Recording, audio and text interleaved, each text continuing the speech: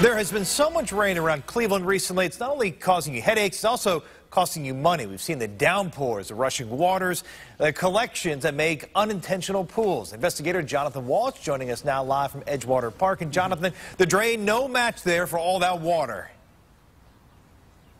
I gotta tell you, Edgewater Park, an appropriate name today because just behind me, this parking lot was filled with water. Other water stood here waiting for the sun to soak it up. Yeah, that didn't happen today, so the Metro Parks had to call in some backups. The Cleveland Metro Parks brought in this huge tanker to suck up the standing water in this parking lot and then send it in another direction. Cleveland's Water Pollution Control told me with all the recent rains and flash flooding, their department has had to keep workers on overtime. The department has been doing maintenance work like this and says getting all the sludge and whatever else out of these pipes ahead of any storms really helps.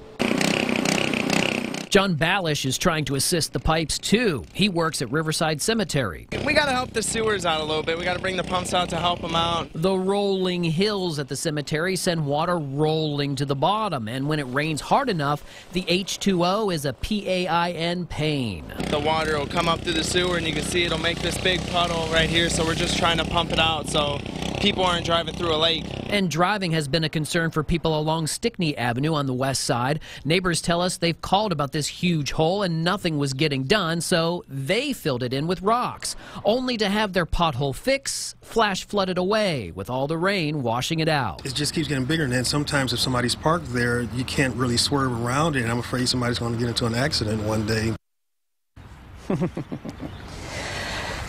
And speaking of all of that, you know, we spoke with the city of Cleveland, who tells us that water normally doesn't affect potholes. It's more of a freeze-thaw kind of situation. But as you saw, rushing waters can throw pretty much anything in those holes right back out.